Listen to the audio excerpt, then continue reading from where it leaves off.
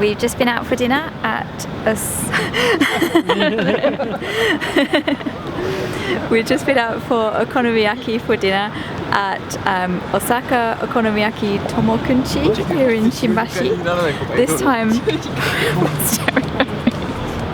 we need to move.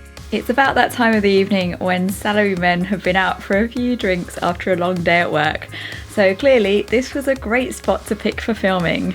Usually when I come to Tokyo I like to stay in Shinjuku, which I think is the best place to stay because you're right in the middle of everything. But this time we decided we should really stay somewhere else to try and explore a different area. So we're staying in Shimbashi, which is in southeast Tokyo. So this evening I'm going to take you on a walk around and show you what's in the area. We might go into Ginza, which is a sort of high-class designer shopping district. It's right next to Shimbashi, and maybe we'll go a bit into Shiodome as well, where they've still got one of the winter illuminations on that I'm hoping to catch. I haven't really planned where we're going, and it's not the main sights of the area. We're just going to take a wander around, and I'll point out some of the interesting things you might see on the streets of Tokyo. We're just going to see what we find, including a place called Queen of Chickens, a restaurant full of nothing but vending machines, and some beautiful winter illuminations. There's new Japan videos every Thursday if you want to subscribe. So now let's take a look around Shimbashi. We've just been out for dinner for okonomiyaki at Osaka Okonomiyaki Tomokunchi in Shimbashi, and it was really good. Instead of other times I've had okonomiyaki, we've cooked it ourselves at the table, but on this one they cooked it for us, then brought it over, and surprise, when it's cooked by a chef who knows what they're doing, it tasted a lot better. It's one of my favourite Japanese foods, and it was really good. Here we're on a street leading up to the train tracks. Down that way is Shimbashi Station, which is quite a major station actually, and you can see all the bright lights from all the signs. There's lots of restaurants around this area and bars. At this ramen restaurant they've got a vending machine outside where you place your order, and it gives you a ticket that you take in and give to the staff. It just makes it easier for them to handle money, and that's quite common at smaller restaurants, especially ramen ones. Look up here at this big gyoza. It says Japanese gyoza izakaya there. And then across the street, what have we got? We can see all the signs show there's all different things on each floor. Down here we've got the Family Mart, the convenience store, Jonathan's, that's a sort of family restaurant. And this one, Kagaya, Frog is Stranger Than Fiction. I'm not sure, but there's a lot of videos about a really strange bar where a man comes out and dresses up as loads of different things and really strange things happen. I'm thinking it might be that one, but I'm not sure. Tendon Tenya, that's a tempura chain. It's sort of a fast food version of tempura. See quite a lot of them around. Tempura is the deep fried seafood and vegetables in batter, but the batter's a lot lighter than you'd get on your fish and chips. Across the road here we've got a big pachinko place. Now I have no idea what's going on with pachinko. I don't know how you play it at all. But when you go in there it's always really loud. And there's quite a few of them around, usually in the nightlife districts where you find arcades and things. And across the way there's a standing sushi bar, although we went past it earlier and you could see everyone's actually sitting down. Standing sushi bars tend to be pretty cheap places to go and grab a bit of sushi. It's 10:15 on a Monday night now and there's still loads of people around. It's still really lively, and this isn't unusual for a place in the centre of Tokyo. Places seem to be open quite late, even shops tend to be open fairly late. Tokyo is a city that never sleeps, it's true. In this area, Shimbashi, we've noticed there's a lot of restaurants and bars and places to eat, and usually in areas like this where there's a lot of nightlife going on, you'd expect to find arcades and game centres with all the UFO catchers, the claw machines and video games and things, but we haven't seen any around here, which seems kind of strange. Just here we've got Yoshinoya, which is a Japanese sort of fast food chain. They do gyudon, which is beef on rice bowls. It's really cheap. Not the best quality, but it's a place to get a cheap meal and it's open late. I think it's really good you can get fast food here that isn't just burgers and chips. And down there, can you see with the kind of yellowy orange and blue sign? That is a very similar chain as well. Matsuya. Just here's something else you see a lot in Tokyo. Karaoke Big Echo is one of the big chains. Usually you go in at the bottom and the rooms are in all the floors above. Looks like there's an Irish bar there as well. And something we spotted earlier, these vending machines are having an opening sale, only 100 yen. I didn't know they had that sort of thing. Here's a sign for the Irish bar, and you can see it says no charge. That means there's no cover charge, because most bars have I suppose it's like an entrance fee. It's called a cover charge that you pay per person when you go in.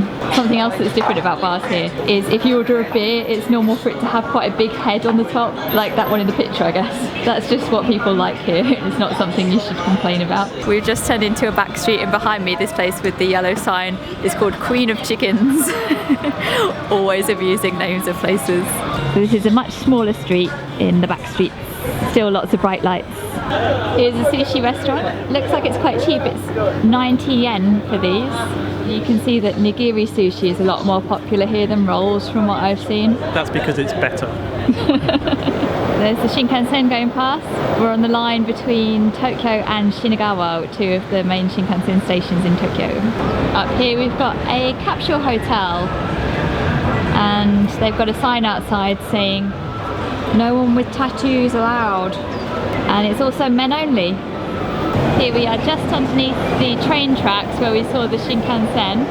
There's all these restaurants in the arches. They look really cozy. Look at the size of the lantern outside that one.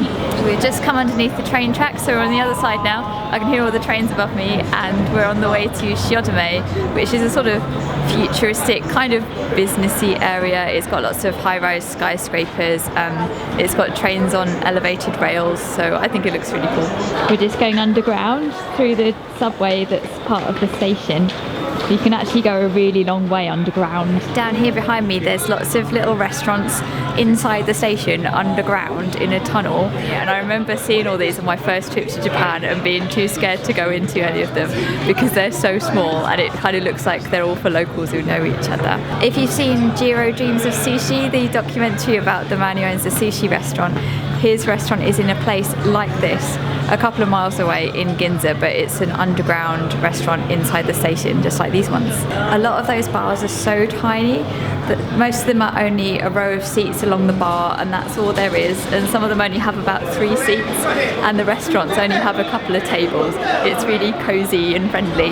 Look how big this area is. It's just an underground walkway between Shimbashi Station and Shiodome Station. There's not really anything here, just a big space for people to walk. Here we've got a little Tower Mini, a mini version of Tower Records in the station. I'm not sure if it's still true, but until a while ago CDs were still more popular than downloads here in Japan. There's a Family Mart down here. That's one of the main chains of convenience stores, which are everywhere here. You can see there's one here, and just over there there's another one, and that's not unusual at all. We're headed towards the illuminations.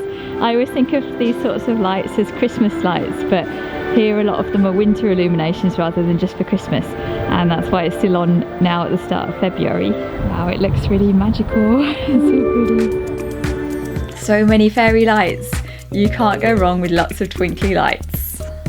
This is just on the street in a square outside a shopping mall. There's no charge to get in, it's just here, free for everyone to enjoy. Definitely worth coming out on a cold winter evening. 海外フォトスポットの写真・動画をインスタグラムに投稿してください。見事優秀作品に選ばれた方には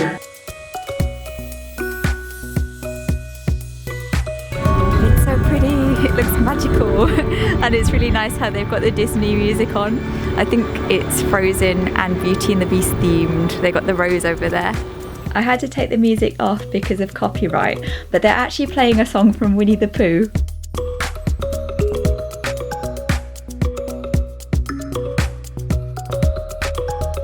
This is what I was looking forward to show you. It's a little shop with just vending machines inside, and it's a kind of sort of bar restaurant all made up of vending machines. There's some that sell beer, some that sell food, and even some that sell hot food and cook it for you. I don't think it's that great as you'd expect, but it's something different. I couldn't really film much of this, I'm sorry, it's really small. There were some other people sitting in the middle, and I didn't want to disturb their night out at the vending machine restaurant. Phil was going to get a beer, but the beer vending machines, you have to scan your ID card to prove you're old enough to drink, and of course our ID from the UK isn't going to work there, so it wouldn't work for us, unfortunately.